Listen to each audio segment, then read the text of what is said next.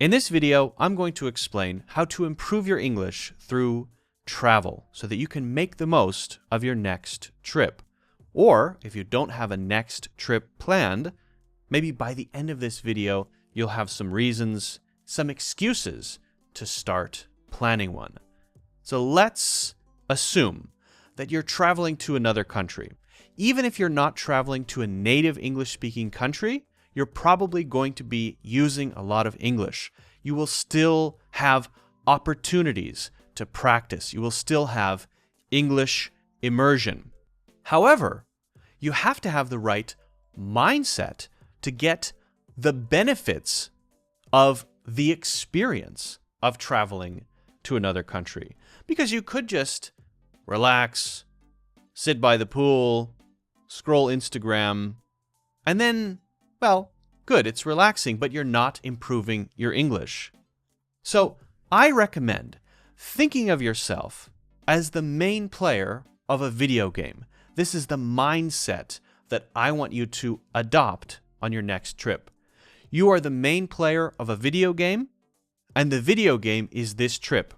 Now, a video game is very immersive, right? You're surrounded by a new environment that you can explore. And in a video game, you have challenges. So before you go on the trip, I want you to create a checklist of challenges for yourself, things that you need to complete at some point on this trip. Here are a few ideas. Ask at least 2 questions on a tour. Taking a tour is great, but it's also easy to be passive and just listen. Knowing that you have to ask 2 questions will make you more active, more involved in the tour experience, right? And push you to do something that maybe you're a little bit uncomfortable with. Find things in common with fellow travelers. Again, that's going to push you to start conversations, to ask good questions, to get to know people, right? Maybe to ask for contact details if you make a new friend, someone's WhatsApp or something like that. Keep a travel blog or diary every day. This is a really interesting one because it's going to force you to think in English during the day. When you face a challenge or have to do something difficult, or you find something interesting, or you see the most beautiful thing you've ever seen in your life, you're going to have to think in English during the day in order to accurately describe how you felt, what you saw, when you write it in your blog or your diary. Or take it a step further. Vlog the trip in English. Challenge yourself to make a video about the trip, talking about your experience, documenting the things you see, the people you meet. That's a big challenge, I know, but if you push yourself to do that, you're going to have to use a lot of your English skills and really think in English on the trip in order to make a good, compelling video.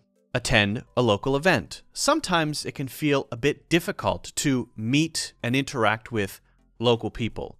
What, should I just walk up to people on the street? Maybe not always the best idea. Well, a great way to do it is to find events happening locally that local people are going to and go. You can find local events online, on Meetup. I used to be in a book club in New York City, and every week there would be someone in the book club who wasn't a local resident, just visiting the city, attending the book club that week. And that was a cool thing. We got to know somebody new. That's the kind of thing you can push yourself to do. Now, this list of challenges doesn't just have to be things you will do. It could be things you won't do. For example, no translators. I won't use a translator for the whole trip, or maybe if that's too much, for 2 whole days on the trip. Then when you need help, you have to actually figure out how to explain what you need. You have to say the right things and ask in the right way. A little scary, yes, but again, you're challenging yourself. If you get home and you've completed the entire list, you beat the game. You've challenged yourself. You've overcome those challenges. You've improved as a communicator. You're more confident. Maybe you've made some connections. It's all good stuff. And you went on, hopefully, a nice, relaxing, interesting trip where you saw some beautiful stuff and ate some tasty food, right? So it's a win-win. But you have to make the conscious decision to say, hey, these are the things I'm going to accomplish on this trip. The other key thing to improve your English through travel is to use the trip as a forcing function. This is something that will force you to do other things. The trip is coming up. When you have something coming up in the future, and it will happen, sometimes that can give you pressure. But pressure can be good. If you have a big exam next week, that's going to make you feel a little stressed and you're going to prepare for it. If you have a big interview, same thing. If you have a trip coming up, you need to be ready. You may need some new language, some new words and phrases. How do you handle a situation at the airport, checking in, security? Maybe you need some new vocabulary. Maybe you need to practice role plays. How do you get to know someone? How do you ask natural questions? How do you ask questions on a tour so that they're interesting, so that the tour guide understands? Maybe you need to work on some pronunciation skills so that there are no misunderstandings. How do you handle unexpected situations? There are going to be a lot of things like that that you can anticipate and start working on before the trip. And because the trip is coming up, you'll feel a bit of pressure so that you will actually work on those things. Practicing role plays, learning new words and phrases, thinking about the different kinds of situations that you will face, right? And making sure you have the skills to deal with those situations. So this is another key part. The first part, you are the main player of a video game.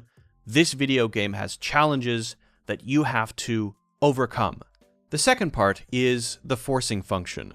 I've got a trip coming up soon, and there are skills that I need to improve before the trip so that I can have a good trip, so that I can make connections, so that I can solve my problems, so that I can handle everything I need to handle. All right? So that's it for this video. Good luck as you plan your next trip. And if you didn't have a trip planned, maybe now I've given you some reasons, some excuses to start planning one. If you have any questions, let me know in the comments. Don't forget to hit the like button and subscribe. That means a lot. I would really appreciate that. Get a free course in the links in the description. And check out the 90-day program. Links in the description. It is the best way to improve your English skills in 90 days. Thanks for watching, and I will see you in the next one.